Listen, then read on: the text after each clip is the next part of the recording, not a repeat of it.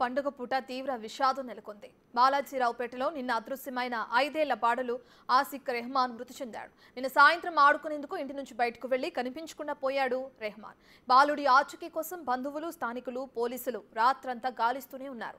ఇవాళ ఉదయం ఇంటికి సమీపంలోని పడమర కాలువలో బాలుడి మృతదేహం లభ్యమైంది. బాలుడి మృతదేహాన్ని చూసి గుండెలు పగిలేలా రోదించింది తల్లి నసీమా.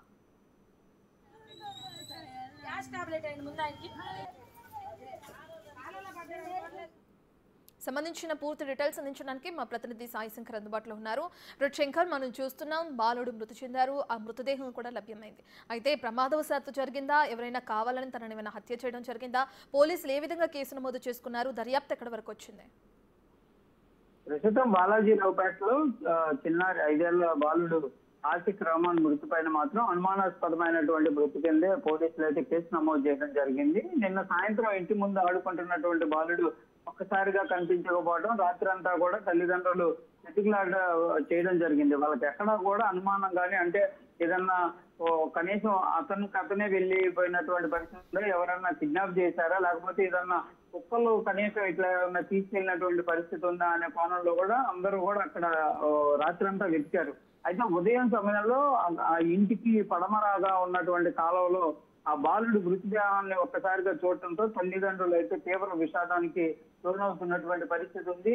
నిన్న సాయంత్రం చిన్నారి ఆడుకుంటున్నటువంటి కళ్ళ ముందు వెలుగుతున్నటువంటి దృశ్యాలు ఉన్నాయనే విధంగా కూడా తల్లి నసీమా అయితే తీవ్ర ఆవేదనని వ్యక్తం చేస్తున్నారు. అసలు ఎందుకు బాలుడు చనిపోవడం జరిగిందనే దానిపైన ప్రస్తుతం దర్యాప్తు జరుగుతుంది. అక్కడ ఉన్నటువంటి సీసీటీవీ ఫుటేజ్ అంతా కూడా తల్లిదండ్రులు అయితే పరిశీలిస్తున్నారు. పోలీసులు కూడా అక్కడ ఏం జరిగింది, బాలుడు అసలు ఆడుకుంటున్నటువంటి బాలుడు వెళ్ళి చనిపోవడానికి కారణాలు ఏంటి, అంటే ఎవరన్నా చంపడం జరిగిందా, లేకపోతే బాలుడే ఆడుకుంటూ వెళ్ళి కాలంలో పడిపోతే ఎవరన్నా గుర్తించకుండానే అతను చనిపోవడం జరిగిందా, ఇలాంటి కోణంలో అయితే ప్రస్తుతం దర్యాప్తు జరుగుతుంది. కాబట్టి ఏం జరిగింది అనేది తెలియాల్సినటువంటి పరిస్థితి అయితే ఉంది. కానీ అనుమానాస్పదంగానే పోలీసులు అయితే ప్రస్తుతం కేసులు నమోదు చేసి దర్యాప్తు చేస్తున్నారు.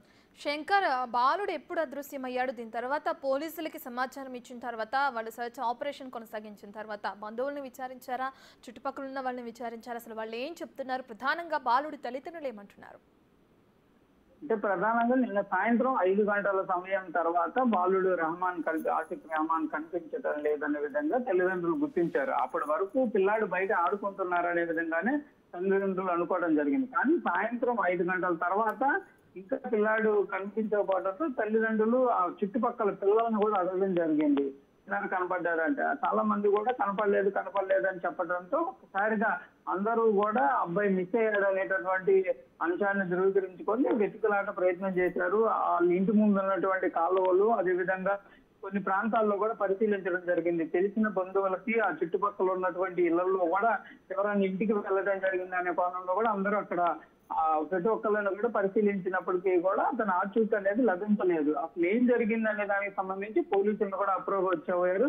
పోలీసులు కూడా దగ్గరలో ఉన్నటువంటి అవన్నీ కూడా పరిశీలించారు. అయితే ఆ జరిగిన సంఘటన ఇల్లు ఏదైతే ఉందో అక్కడ దగ్గరలో సీసీటీవీకి సంబంధించినటువంటి ఫుటేజ్ లభించకపోవడంతో కొంత పోలీసులు కూడా అతను ఏమయ్యాడనే కోణంలో దర్యాప్తు చేయడం జరిగింది. ఏదైనప్పటికీ కూడా రాత్రి అంతా వెతికినా కూడా ఎక్కడ కనిపించకపోవడంతో అసలు అందరూ కూడా తల్లిదండ్రులు లోనైనటువంటి పరిస్థితి ఉంది. ఉదయం సమయంలో తల్లిదండ్రులు కొంత ఏదన్నా జరుగుండొచ్చేమోననే కోణంలో ఆ చుట్టుపక్కల ఉన్నటువంటి కాలువలంతా పరిశీలిస్తూ వెళ్ళగా పడమరగా ఉన్నటువంటి కాలువలో పిల్లాడు పడిపోయినటువంటి అంశాన్ని గుర్తించారు.